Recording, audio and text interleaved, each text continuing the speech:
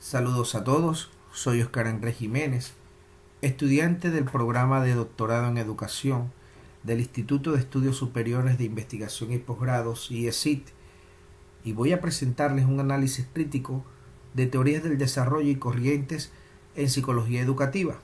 Todo esto para el curso de Psicología Educativa de la actividad sumativa número 3, cuyo facilitador es la doctora Eileen Díaz. El estudio de la psicología educativa exige a todo estudiante de posgrado y profesional en educación una mirada que trasciende no solamente desde la descripción teórica, sino que nos ubique en un contexto donde podemos desarrollar nuestra praxis y poder transformar dicho contexto. Como estudiante de posgrado, debemos transformar esa mirada para cambiar la práctica educativa de la realidad en Latinoamérica. Para ello es necesario entender que nuestra disciplina no es un conjunto estático de leyes, sino un campo en constante redefinición. Esto porque debe corresponder a esas simetrías de nuestro contexto y apropiarnos de manera drástica de esos tendencias pedagógicas que han venido transformando nuestro quehacer. Iniciamos entonces mostrando cuáles han sido esos procesos de aprendizaje. Como bien lo dice anteriormente, la psicología educativa es esa disciplina aplicada para mejorar la práctica de la enseñanza mediante el estudio de procesos humanos, cuyos procesos están interrelacionados. Dichos procesos son el proceso discursivo, procesos cognitivos y procesos afectivos. Según Beltrán y Pérez, los pilares se establecieron a través de figuras claves. Dichas figuras claves vamos a tomar a esos pioneros de la antigüedad, como lo fue Demócrito,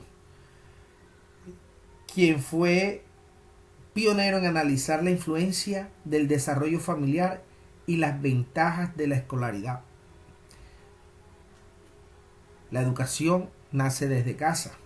Seguidamente tenemos a Platón y Aristóteles, quienes discutieron cuáles eran los fines de la educación, la formación del carácter y las relaciones entre profesor y alumno. Entre esos referentes de la antigüedad, seguimos con Quintiliano, que fue el defensor de la educación pública para preservar ideales democráticos. Condenó la fuerza física y enfatizó el interés por las diferencias individuales.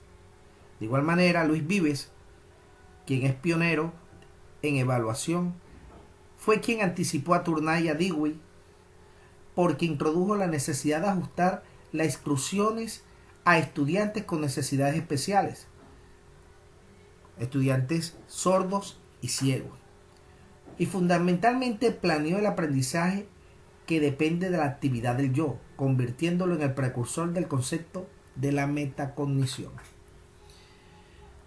Comenio, en el año 1657, tuvo una visión muy evolutiva. Fue quien dio la instrucción en defender el uso de ayudas visuales y estableció que el fin pedagógico no es la memoria mecánica, sino la comprensión. Finalmente, tenemos a Descartes y a Lowe, quienes iniciaron un debate entre el innatismo de Descartes y el empirismo de Lowe, quien situaba la experiencia sensorial como la base del conocimiento.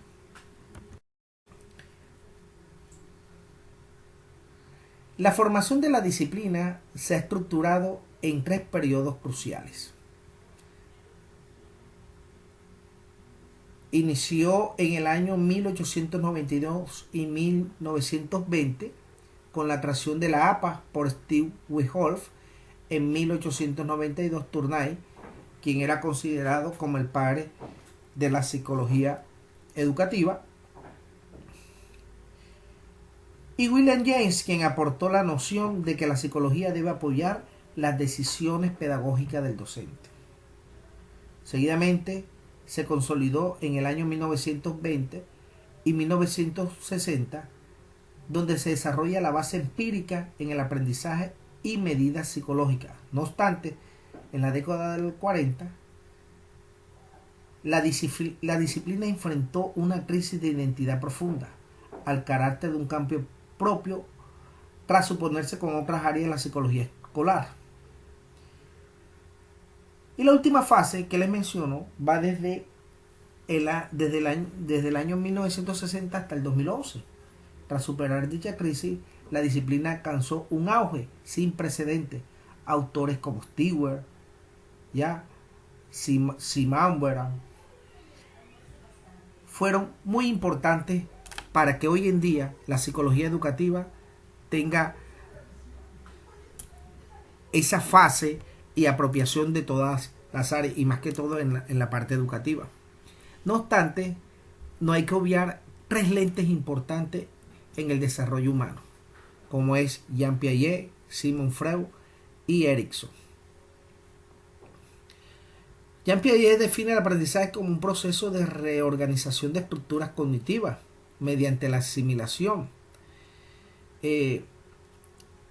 Lo que es la sensomotriz, que va desde el año 0 a los 2 años, seguidamente de lo que es la preoperacional, que es el pensamiento simbólico, seguidamente operaciones concretas, que va hasta los 11 años, y operaciones formales, que va de los 11 años hasta la adultez, que tiene que ver mucho con el racionamiento abstracto e identidad social.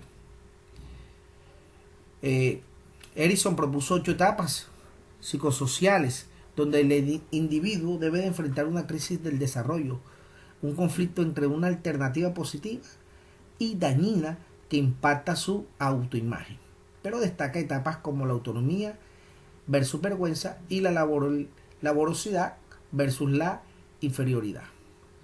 Finalizó con Sigmund Freud, que aunque centrado en lo psicosexual en la etapa número 5, su aporte técnico fundamental para la psicología genética fue la concepción del estadio evolutivo.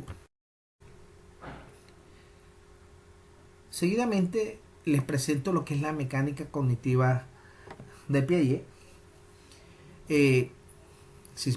Como podemos ver, es muy importante el rol del alumno, que el alumno no es el receptor pasivo, es el constructor activo que avanza resolviendo desequilibrios cognitivos. Para ello es necesario que exista un andamiaje entre el conflicto, acomodación, asimilación y nuevo equilibrio, llevándolo a un estado mental actual y coherente. Seguidamente les presento el aprendizaje de Lev Vygotsky a nivel psicosocial, donde nos lleva a concluir que el aprendizaje no ocurre en un vacío. Ya, toda función aparece 2 veces, primero a nivel social y luego a nivel individual. Ya, Uriel Bronner nos presenta un modelo bioecológico que tiene que ver mucho en lo que es el macrosistema, el mesosistema y todo lo que tiene que ver el contexto del ser humano. Seguidamente les muestro lo que es el conductismo. Hay que tener en cuenta que esta corriente tiene una fortaleza y una debilidad. Entre las fortalezas tenemos que permite un aprendizaje sin errores, dado por instrucciones programadas, facilita un ritmo personalizado y es altamente eficaz para las habilidades mecánicas. ¿Cuáles serían sus debilidades? Trata la mente como una caja negra, ignorando los procesos internos. El aprendizaje depende totalmente del esfuerzo externo y reduce al docente programador, limitando el descubrimiento y la creatividad. Seguidamente Les hablaré sobre el procesamiento de la información en la mente como una computadora. Cabe resaltar que el aprendizaje activo requiere una atención selectiva, sin vinculación consciente. Los datos simplemente decaen y desaparecen de la memoria del trabajo. Para ello, tengo que hacer acotación sobre una crítica en lo que es el contexto educativo colombiano, porque es imperdonable que el sistema educativo actual persista en estos errores, identificando ya desde siglos anteriores. Luis Vives advertía que la evaluación no solamente se refiere a la norma, sino a la comparación social entre alumnos, y es perniciosa. Siguiendo a Vives y a Payet, podemos defender que la evolución debe fundamentarse en lo que son las ejecuciones pasadas en el propio individuo, el contexto, la realidad, ya, todo lo que tenga que ver incluso hoy con las emociones, debemos de aterrizarla en una enseñanza mecánica que aquí en el sistema educativo colombiano se está ignorando, porque ignora la diversidad cultural y el ritmo evolutivo de los estudiantes. Prioriza necesariamente los resultados académicos, que son métricos sobre el proceso de construcción de significado. La psicología educativa colombiana debe consolidarse propiamente bajo el modelo de la psicología de la instrucción, mostrada por Fernández, quien integra lo cognitivo y lo ecológico y lo sociocultural. Para ello, debemos transitar hacia un enfoque constructivista que priorice el proceso sobre el resultado, utilizando el concepto de tipicidad, quien lo muestra Chinila León, para honrar nuestra diversidad regional. Solo una pedagogía que entiende el aprendizaje como una herramienta puede desarrollarse mediada por relaciones humanas, cálidas y una comprensión profunda del contexto. Todo ello nos lleva a concretar un puente sociocognitivo que Albert Bandura nos los muestra en 3 factores que están totalmente correlacionados, que es el ambiente, modelos de profesores, entorno físico, factores personales, cognitivos, creencias, expectativas. Hoy en día hablamos mucho de las emociones, y la conducta, que va de la mano de las acciones y la perseverancia.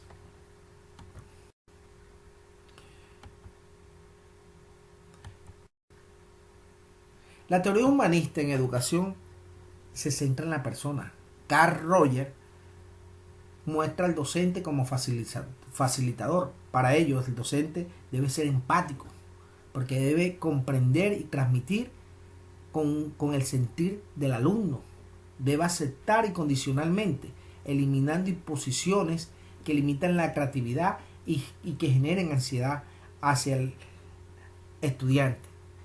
Y debe haber un clima libre de juicios, con ejemplos, con un ambiente de autenticidad, donde el alumno sea libre para aprender.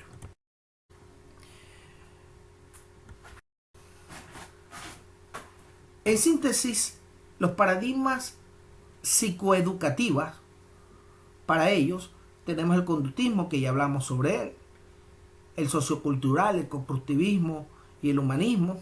Hicimos referencia a esos aristas o representantes claves que nos muestran cuál es el rol de cada estudiante y docente. Para concluir, el aprendiz debe ser multidimensional. La enseñanza efectiva no depende simplemente de la adhesión a ciegas de una sola teoría. La maestría educativa requiere la capacidad de suponer capas, integrando la cognición, contexto, conducta y emoción, para revelar el mapa completo y responder a las necesidades del estudiante. Mi postura es que la educación colombiana debe transitar hacia un humanismo crítico, donde el docente no sea un mero programador de refuerzo, sino un facilitador que genere climas de aceptación y confianza, como lo dice Carl Rogers, permitiendo que el estudiante construya su identidad en un entorno seguro y estimulante. Muchas gracias.